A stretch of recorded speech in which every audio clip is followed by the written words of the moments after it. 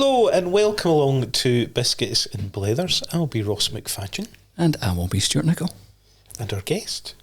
We do have a guest today, and this guest has actually saved my skin a little bit because we had a guest booked in, and I text Pete last night, what are you doing tomorrow? Because my guest has had to pull out and had to go to hospital, and Pete's like, what are you doing? Like, what's going on? And right away, you decided you would come in and you would save us, so thank you so much, Pete. Oh, no, you're welcome, man. It is so good to see you. I've not seen you for years. No, since Sparky and Richie and all that crew. Absolutely. They're back in the Courtiers days, and you were playing out in Courtiers and stuff. That was pretty cool. That was a fun gig, except it was so cold the guitars would not stay in tune. I have lots of guitars, and I just kept getting my second ex-wife now just passed me that guitar, and everyone was just like... It was rock and roll, man. that is our theme today. So we've done an episode already. Today we had Mr. Dave Gibbon. These won't go out at the same time, obviously, but Dave was talking about all the guitars that he had. And then I was thinking to myself, we've got Pete coming in next, and I know how many guitars. Well, I actually don't. You probably have more. I do. Yeah. And I'm waiting on stuff getting delivered too. I just ordered more stuff last night. So you all inspired me. So I was like, indeed. Do you know what? I'm going to have to buy some more stuff. If you have a gig like that again, at least you can have like 500, 600, 700 behind you. Well, exactly. The thing is, it's just easier than retuning.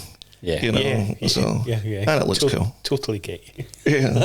In fact, the last show I did, I never play the same gig twice. Never ever play the same gig twice, which will be changing and for something that's coming up in March they'll tell you about.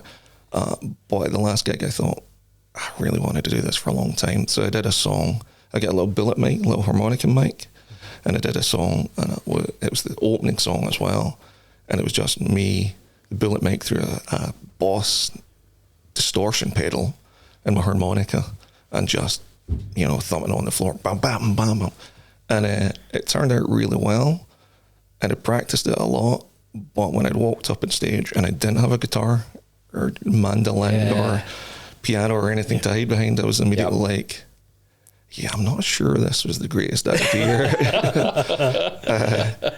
But it went well, except for like when I was thumping my foot and things are starting to fall over. I was like, but it was cool. A bit too energetic enough. Yeah. We were kind of talking about that as well, because we're used to doing things audio. Yeah. Not on camera. So what do you do with your hands? Do you know what I mean? What do you do if you've not got your guitar? You kind of feel a wee bit naked, don't you? I mean, luckily with that, with the bullet mic, you kind of have to cup it. Oh, okay. And then I had the harp in my other hand. Yeah. So like it would, but even at that, I'm still going. To my elbows. It's like I should have worked in my dance moves, And it was quite light because it was a little place up near a golf course in Cumbernauld, and it was summer, and so still light and all that. So it would have worked a whole lot better if it was like Courtiers or somewhere like that, a dark room. Yep. But I'd wanted to do it for ages, never gotten around to doing it. And then on this day, it was like, do you know what? Let's do it. Let's just have some fun, And because if you don't do it first time and work out if it works or if it doesn't work or what works and what doesn't work, but it was good. So I had that, my harmonica, had my 6-string Takamine, my 12-string Takamine, had a slide, had all sorts, and everyone's going, do you have a band? I was going, no, it's just me. And they're like, it's an awful lot of gear for one gig. Yeah, but I guess that means on the night, as you say, no two gigs the same if you're in the mood for... Yeah, and because, I always did it with the band, with Richie and Sparky and all that. I have so many songs, and I've always had a home studio right back from, coming from Punky, obviously, and the home studio in Dosk. So I write so much that I would just give it to the band and go, learn this. So we didn't have just a set of 5 or 7 songs. We had like 24 songs. And on any given night, any gig, you would kind of sketch out, here's the start. Oh, you weren't evil, were you? No, you weren't evil. You didn't switch it up mid-set. Oh, yeah. Oh, come there's on. only one. Oh. Yeah. Did it all the time. Would just call out, right, this, or start playing it. And the guys would be going, which one is that again? Which one is that again? They were proper good musicians, so I remember those days. Yeah. You really need a good band Yeah, to be able to do that. And there's only one other person I've really heard that does that is Brucey in the E Street Band, and he would take suggestions from the audience and go, right, this is what we're doing now, and they're like, yeah, I've seen Bruce tons of times. Saw him at Hampden years ago, and he took it a sign, and it was for Incident 57th Street, and I was just like, I can die now. This is great. And then we used to do a song at the end of some of our shows called Teenage Lapsed Catholic. It was just, a lot of my songs were kind of like really serious songs and all that, but if it's just that all the time, you've got to you're hitting people over the head. So Teenage Lapsed Catholic was just fun, 12-bar blues. Takes longer to play than it did to write it. It's just silly. But all my songs were autobiographical, and I tell lots of stories, so it was always fun at the end of the night to blow out by saying, all that other stuff, that was made up. This is the real me. And I said to the guys, I've got an idea for this. And during it, Sparky and I, and then Richie would do it in the bass, would do this little lick, and everything would stop. And then we'd do it again, and do it like 3 or 4 times, get the crowd going, and then go into the kind of long end of it. And the guys, that's such a great idea, man. That's really cool. Do you think that's like, yeah, totally. And then they came to see Bruce, and they were like, you did not think of that. You've just lifted that. And I was like, Bruce lifted it from James Brown, man. I was like, we're just carrying the torch forward. I was actually saying to Ross last night, because you were parachuted in at the last minute. Ross is like, so what are we going to talk about? I'm like, he likes Bruce Springsteen, we'll be fine. He's like, cool, we're pals already. It's all good. All my guitars, Telecasters.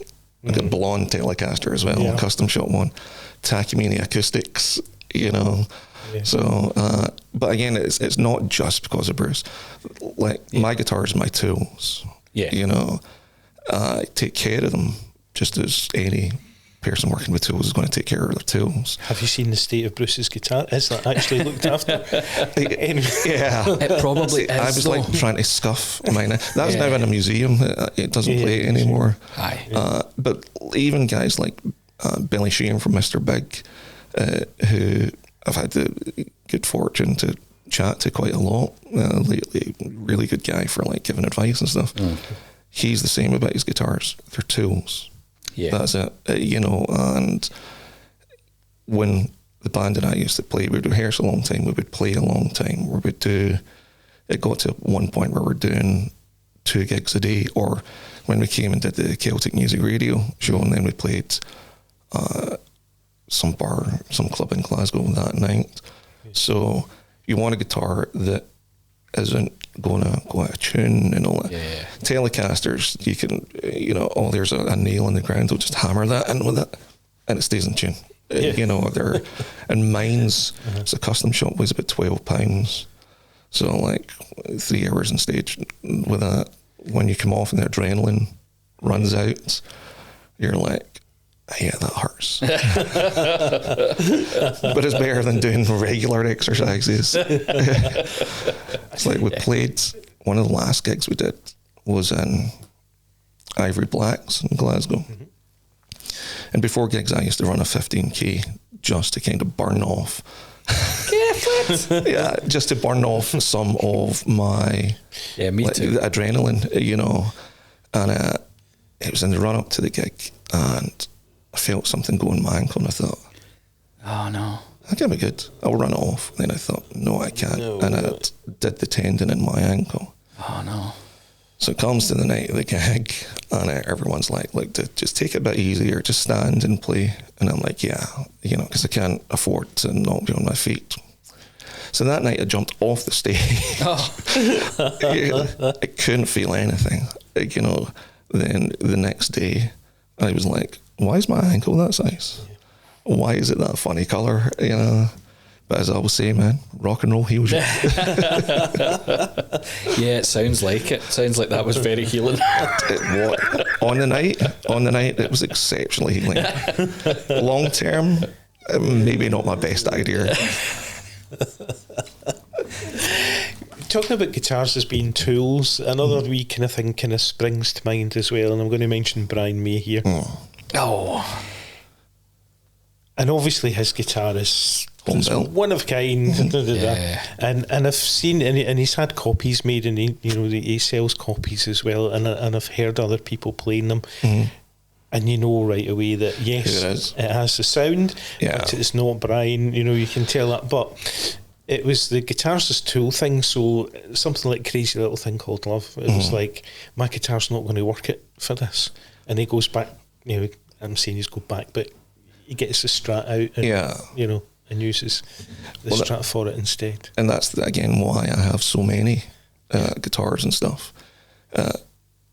I used to have this thing whereby whatever I recorded, I felt it had to just be the same way that I was doing it live. The same guitars, the same everything. And it was Punky that said to me, it's like, in the studio is a tool as much as your guitar is a tool. Live takes care of itself. This is a different animal. Everything's different about it. So in the studio, you use the tools that are available to you. Otherwise, just go and record a gig live. There's no point in paying money to get in a studio. So I've got a studio in my house, and I've been kind of investing in myself. I feel like, buying guitars. Getting a lot of guitars from like Punky and stuff, and not everything is brand new, but I like that as well. And it's got the ghosts in the guitar, Yep. And it is, the guitars I play live aren't necessarily what is going to be on the record, because the record that's coming out in November 25th, Promises in the Rain, everyone should buy it. It's just, I've had a sneak listen, by the way, and it's really good. Oh, you have? Thank you very much. I have. I did not share that, actually. and that was all just done in my living room. Yeah.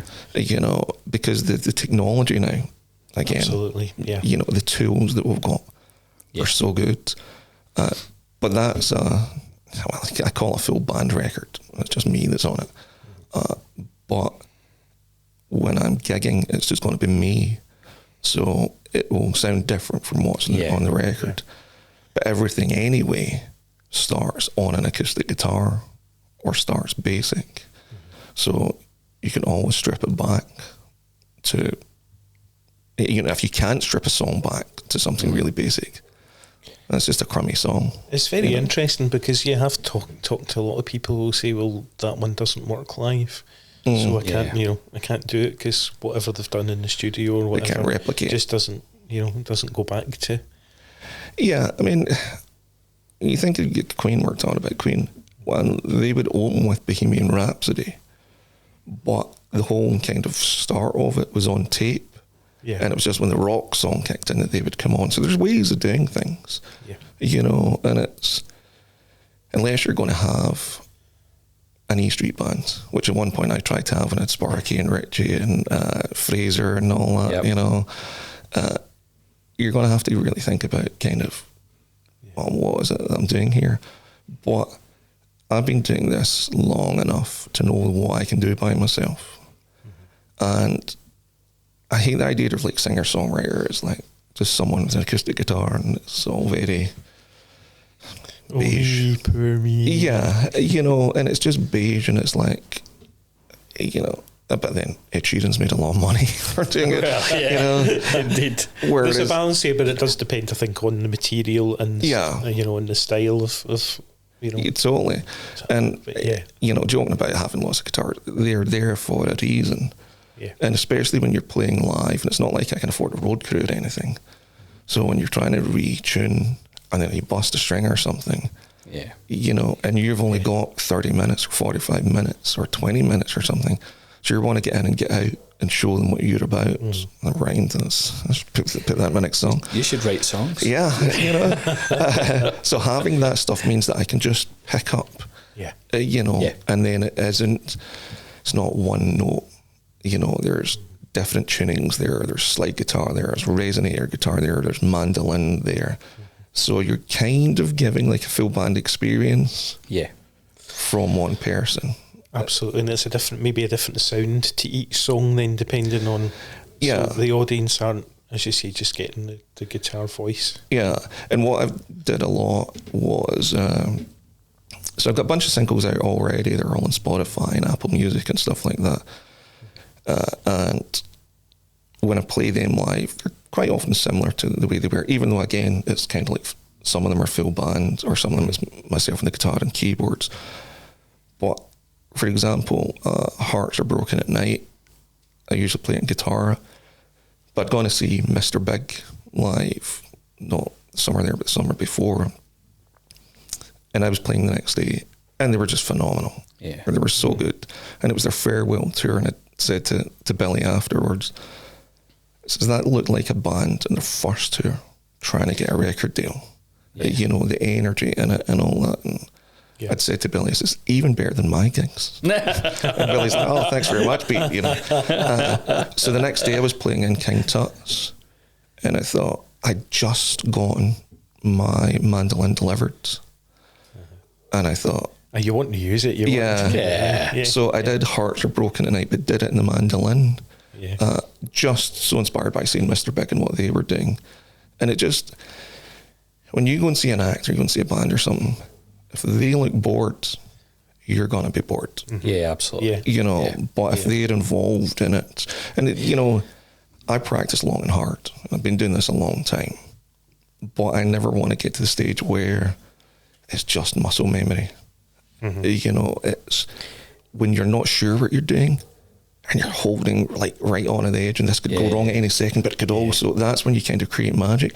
And you know, if it goes wrong, it goes wrong. That's rock and roll. You know, that's something I was gonna ask you actually. I've had a couple of breakups with music. Have you ever had a wee kind of breakup with music where you've stepped away because you sound as if you're still so passionate as when you kind of started? Have you ever had a long periods? I mean, I started obviously punky being in heavy paint and stuff like that.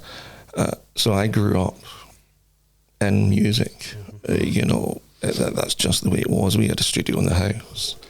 Couldn't fit all the family in the house, but we had a room that had a and this is in the 80s, so this is like, you know, the big massive mixing decks.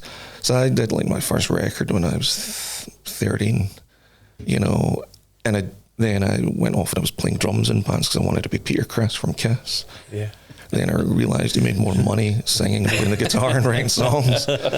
And I did that for a long time. I was doing lots of solo gigs and then in bands and stuff like that. But before, like, Sparky and I and all that started to put the band together, I'd stopped playing for a real long time. It just, life get in the way. Yeah. And I kind of felt like, okay, you know, I've got a wife and I've got kids now. I need to be a grown-up. Yeah. You know, and that's the thing about life. Yeah. The grown-up bit always gets in the way. but that's the thing, like, I had this dumb picture in my head of, you know how I used to work for who we cannot name for legal reasons. Indeed. But, you know, I would go to work and I'd wear the three-piece suit and I'd go to London and I'd go and do all this.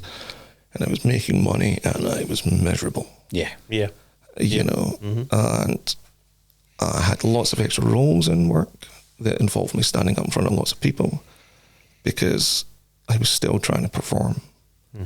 You know, and then I thought, who says you can't be a grown-up and have fun? Yeah.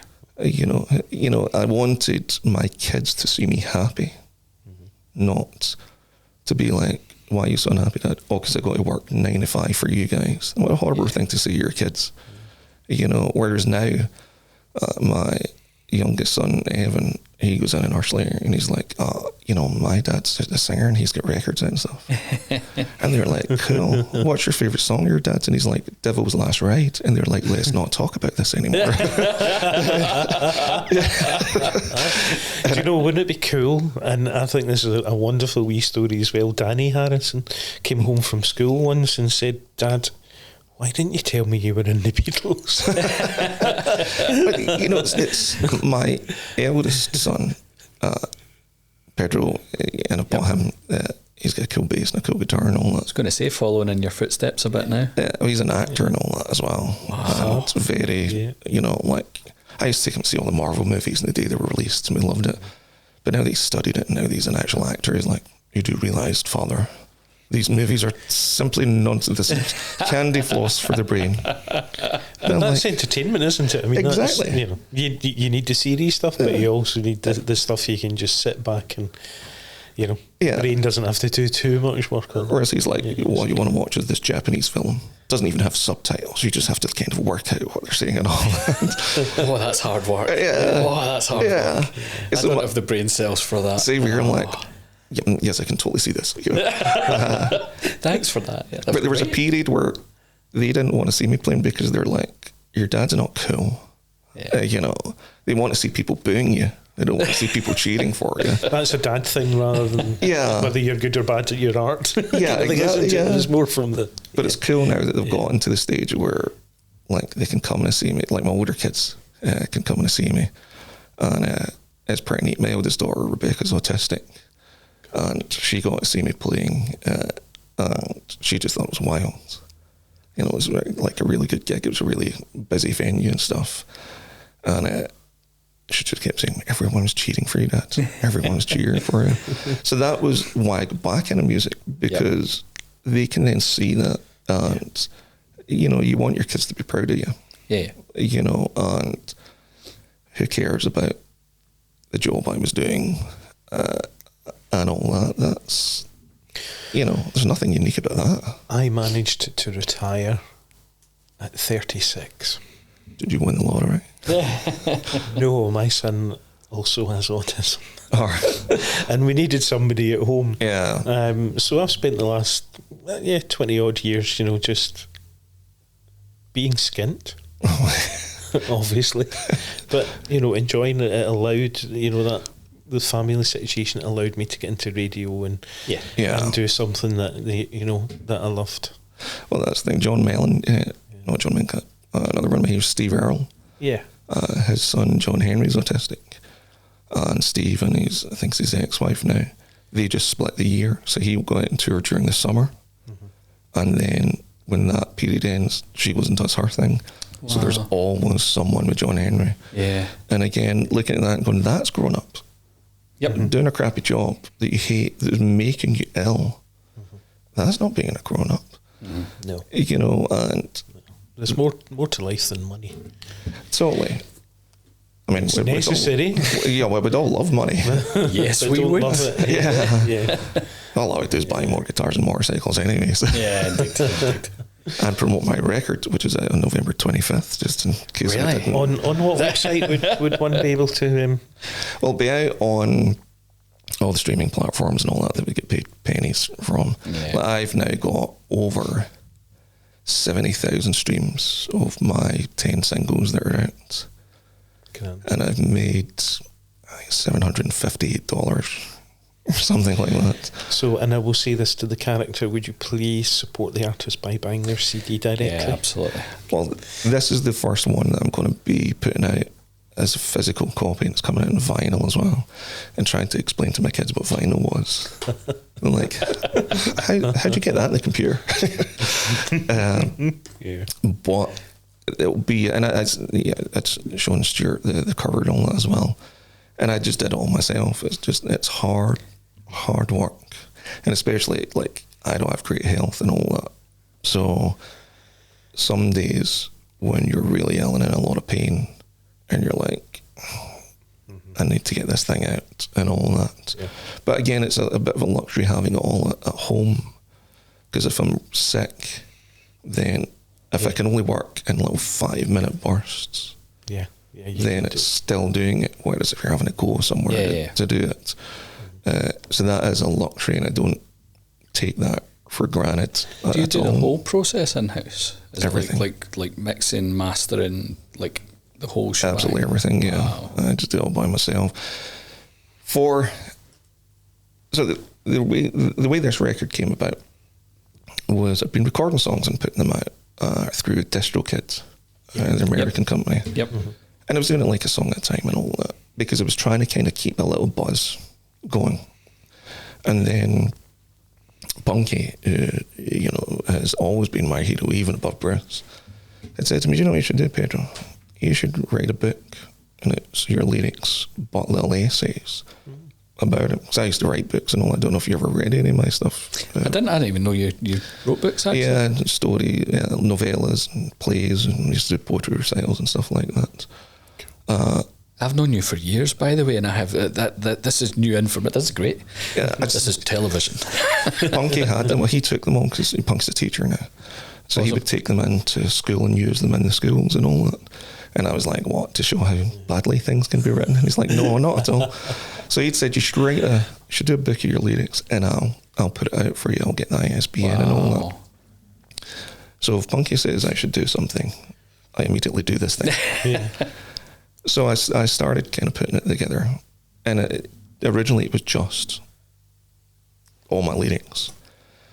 Then it was like, no, this doesn't work, you know. And I'd sectioned them off. So this rock record is coming out in November, but in March there's another record coming out that's going to have a book as well, and it is. I meant to send you the rough draft of the book. I'll send it to you later on. Am I allowed to share it with it? Yes, yeah. You can both read it. Am I allowed to put it on Facebook? No.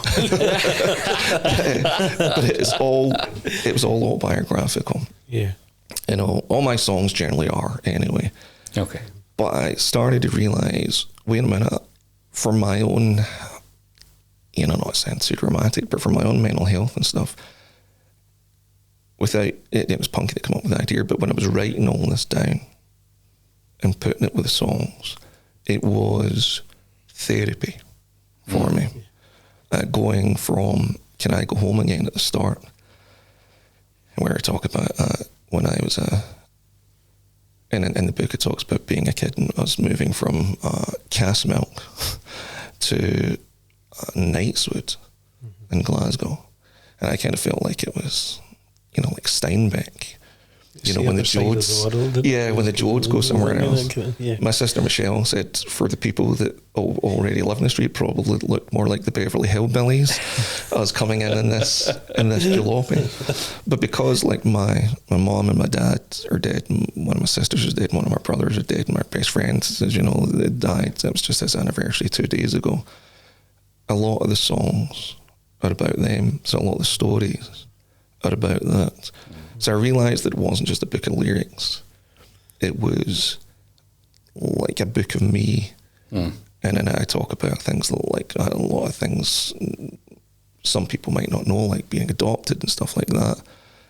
And it goes from Can I Go Home Again through Better Days, which is a song that years and years ago, recorded years ago, about my mum, because I used to say to her, as the lyrics, so, you know, I'd say, "Mum, I'm hungry," and she'd say, "Yeah, well, I'm angry." You know, it was that old school mama, everything you said. You know, she never got out of her chair. She'd be looking around. I'd say, "What you look for?" She'd say, "Better Days." So that's about her. Yeah. There's a song, Play El Paso, for me. Like my dad, I grew up with Punky, so we were like kissing their black fingernails, and you know, we had black hair, but we'd dye even blacker, you know. Is there pictures? Yes, yes, lots of them. I had a perm as well, because I wanted to look like Punky. I had super straight hair, he had curly hair. But my dad always used to say to me, you know, I should be listening to this, and it'd be like Johnny Cash or Glenn Campbell or Charlie Pride. And I was like, no man, Kiss, man. And it takes you a few years though to say, actually, because my dad was into country and western. Yeah. And I now love Johnny Cash. Well, it's weird because even when I'd started writing, and even till now, and hence that and all that, I realised I'm a country singer. Yeah. I've always been a country singer. And it just sucks that my dad's not around for me to say to him, actually, you were right. You know, then which they usually are. Yes, exactly. You know, and because he'd always say "Play El Paso" for me, and it's about sitting playing that song now when he's not there. There's lots of songs in it, and they are pretty heavy. And then it finishes with a song called "Next Time Around," because when you read it and you listen to the record, it's person's journey, and it's not just about me. I'm pretty sure a lot of people will see themselves in it, but it is me going from being that kid coming from Castlemilk to the West End of Glasgow, you know, to now me being an older man and realising that, you know, not to be modelling, but I've got more days behind me than I do in front of me. And that's all right. You know, so it's not a sad, it ends in a nice note. And it's saying about, it's all the people that have gone, but I'll see you the next time around, you know. So it's a journey about adulthood. So I'd been working on that, but at the same time I had these other songs. And I was so focused on the record and the book, and then I was like, I'm not putting anything else out in the meantime. And you can see if you're not, you know, you guys know what it's like, if you're not constantly putting product out, someone else is. Yeah. You know, and you look at your numbers and you're going, it's a very fickle world. Yeah. If you're not. And then I was like, wait a minute, I don't just want to put out one song every month or something. So I had these 6 songs that are all pretty much done, as you've heard. Yeah. And they're all good, you know, and they're all kind of got a theme in it as well. And it's very country, but kind of like rocky country, you know. And then I thought, I should put out a record. And I actually put out a record, like, you know, I suppose it's an EP, because it's only the 6 songs. And then I get real nervous about it. And then one night I thought, screw it. And I just posted it on all my socials and on my website and all that. November 25th, this record is coming out, because it's like... You give yourself a deadline. Yeah. You need to do it now, you said it. Yeah. And, wow. So I was like, it's cool, because now Punky comes over, and this record I've done all by myself, but the record that's going to the book, Punky's editing the book, and he's coming over and kind of being executive producer, like... Yeah, you're saying that wrong. How do you find that difference then? You know, kind of doing yourself and then having someone... So much better. Okay. So much better, and especially because it's Punky. Okay. But one of the songs that I sent you last night is there, True For You. I got another version of that, because I kept thinking, I need to put harp and mandolin and all that on it. And then I'd set up the studio and played it, and I'd already put it on it. But when you're writing the songs... recording the songs, mixing the songs, producing the songs, whilst rehearsing for gigs and being a parent. Things kind of fall out. Yeah. And then, you know, on the amount of dumb medication I have to take, you get ear blindness, you know. So when Punky comes over, you know, and he's worked, Brian May produced their first record and all that, you know, and it said, well, I'm not going to hold back. And I was like, good. Yeah, absolutely. Yeah. You need someone like that. Yeah. So we're going through one of the songs. I've got a single version out of The Road to Letting Go. Mm-hmm. That's going to be on like the Story record as well, in a slightly different, more country fashion. But we went through that line by line and took out parts where it was like 3 T's in a row. It was tick, tick, tick. And so that's not good to your ear. What else can you say in that? And it was line by line in the song. But when you've got your hero in front of you going, don't pick up the guitar, I just want you to sing the line, because you're doing something wrong. Mm-hmm. Sing it. Mm-hmm. 20 minutes of singing one line. Well, I'd rather play 1 million people, you know. But the song just went shoo, and it got so much bigger and then less cluttered and stuff. So it's really neat that we're getting to do that. And because of what the songs are about, it's about our family anyway. You want to make sure that... Yeah, that it can be the best that it can be. Because it's hard work doing it all by yourself. Yeah. And I don't think it's a particularly good idea. But, you know... But you're enjoying the process of working with Punky, and from some of the conversations that we've had with other songwriters, Tom Fairney, one of his favourite things to do is have a wee bit of conflict in that process, because that's what's going to bring him out. So he works with another songwriter and they argue about it. Yes, exactly. I mean, I write everything by myself. Punky's not rewriting anything. He's just saying, what could you do better there?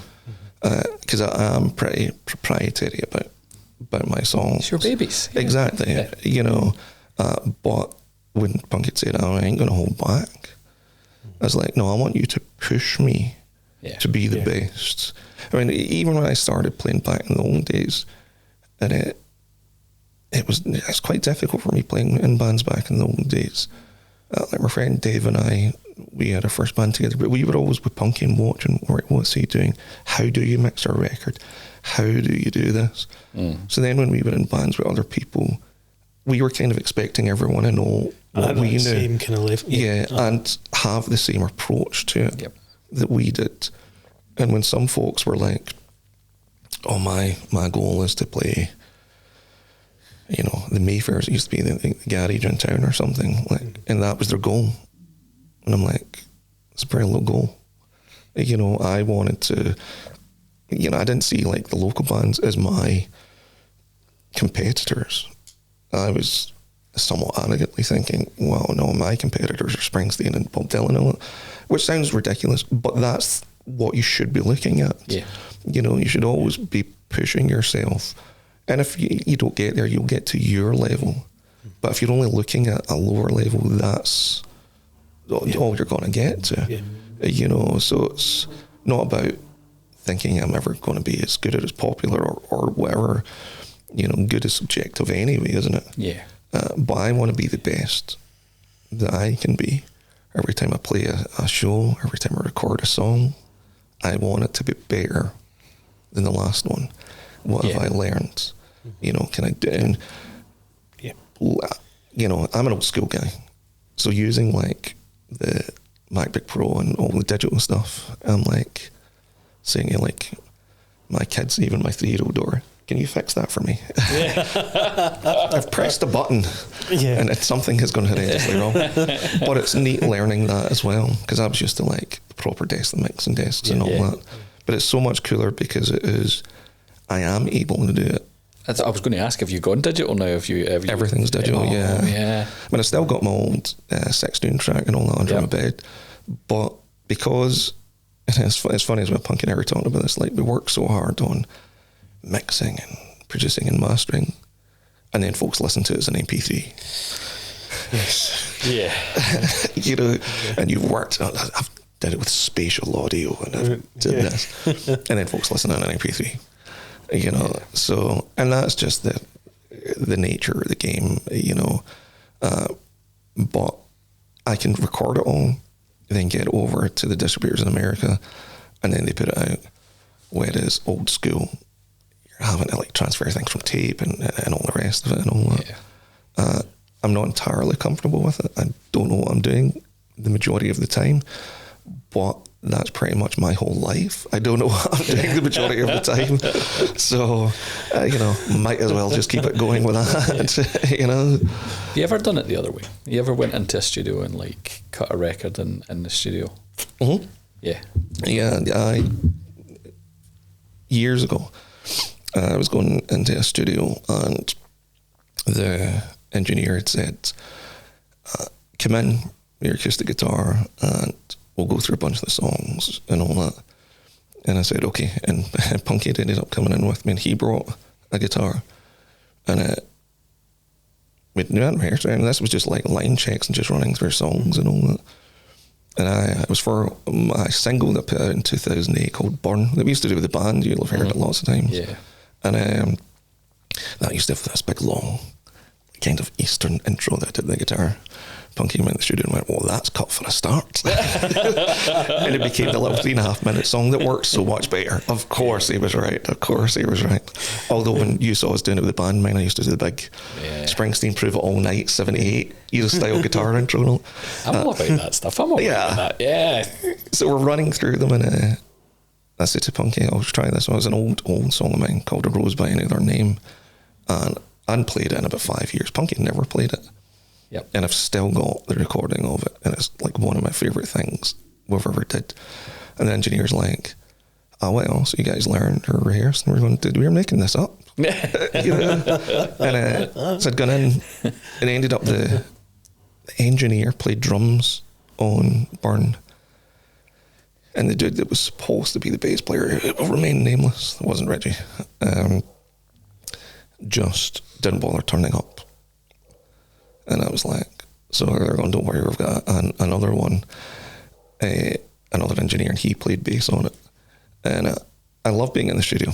I love it. But that kind of highlighted the problem when you are dealing with other human beings and you're like, are they going to turn up? Is the guitar going to be in tune? Are they going to be hungover? You know, whereas, and it costs money. Yeah. You know, yeah, lots and lots of money. So I love being in the studio. I do miss it. I miss standing at a mic and having a band behind me. Yeah. And hitting that chord and hearing it. But it costs. Yeah. So I've kind of went the route. I mean, I've spent a lot of money on my equipment, but it's mine, you know, and I can use it whenever. Yeah. So love being in the studio. I love live music in the studio. It's just, it has to be cost effective, you know. Yeah. One day, but hopefully get back to it. Hopefully if it's certainly the November record, because it's a lot of rock here, if that kind of picks up a bit of traction. And I was looking at the place they were putting out there, the vinyl for me. So I've got 70,000 streams, made $758, I think it is. So then when you put it into pounds, it's even less. If I sell 2,000 units of the vinyl, it's something like 24 grand you make, because that's the difference between the physical copies versus the streaming, you know. So you'll be able to go to Sainsbury's rather than Lidl. Yeah, I only Japanese food. And it's the company, they're Elastic something they're called, and they deal with all of it. All I send to them is the tracks in a certain format, and then the cover, and it'll be like full record. Might be a gatefold, and it was going to be expensive, like 33 quid to buy. But I was in trying to buy the new Springsteen box set the other day, which hadn't been no one had it, and they hadn't gotten it in. And I was looking at the price of records. Yeah. $33 seems to be the norm. Yeah. So I was like, but hopefully when I can look at what songs are most popular in which countries they're most popular in, which is wild when I'm like, you know, funnily enough, it's America that I'm most popular in, which really isn't that funny because that's what my sound is. Yeah, we were talking about that last night, actually. Yeah. We were texting each other. Yeah, Mexico and Cuba. What was it? Cuba, was it? I said. Something like that. I can't remember. And I was like, yeah. Cool, you know. And then, there's someone in Japan, Australia, as well. So, not so much in the UK, but so hopefully those folks, you know, will kind of get into it and buy, because I can see which songs work, like have the most listens. Yeah. And you don't want to go away and then start kind of trying to write just for that. But you do kind of keep it in mind, like, well, this is what folks like. It also shows you then where, outside of the UK and outside locally, where you might you might be able to afford to visit and do some gigs, because there's a fan base there. That's what Stuart and I were talking about last night as well, for the record that's coming out with the book. We're doing the launch for it. That's going to cost me lots of money, but it's going to be really cool. And if I manage to pull it off, I'll be what's the name of the venue, but I'll be the first artist to play new original music in there in 100 years. Wow. Oh. And see, cool. Now, I want to ask, but you're not going to tell me, so I'll tell you when we're not. But we're going to stream it because I've got those fans overseas. Yeah, and what we can do is you can sell a ticket for a virtual gig, you know, Grand. so they can then be part of it. Yeah. My son's producing that show. That's so cool. Because it's going to go with the book and all that. Yep. So he's going to have like a projector and stuff. So when I'm talking about stuff, there'll be images there with it. So it'll be kind of like a multimedia thing. And that'll be one gig. And that's a big thing now, isn't it? Yeah. So much so. Multimedia, everything is. And the thing with that gig is that I can't be extemporaneous. I have no idea what that means. I can't make up as I go along. It's going to have to be scripted. Yeah. And I've got it all written out, because it's essentially me reciting the book and then playing the songs. Yeah. And so it is a different kind of show. Yeah.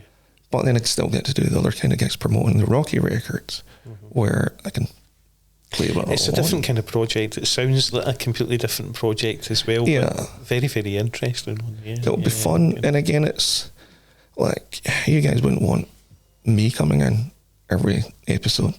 You know, you always want something different. Yeah. You know, and it's the same with, you know, you don't want to be doing the same thing. I think the most successful bands and artists do kind of constantly reinvent themselves every album. You know, it might not be one side of the roll to the other in style as such, but there's something different that can kind of grab you. Yeah, otherwise, why are folks going to buy your new record? Exactly. It sounds like the last one. I've already got it. Although AC/DC made a good living out of that. But they said, one of them said, I'm sick of folks saying we've got 12 records that all sound the same. It's 13 records that all sound the same. Same with Status Quo, I guess, but you're right. Yeah, but they sound very good, even though they sound old. Yeah, and some people, you know, like if you go and buy a Mars bar, you want it to taste like a Mars bar. Yeah. You know. Yeah. 30 seconds left of Mars of our show. So I want to give you the last word.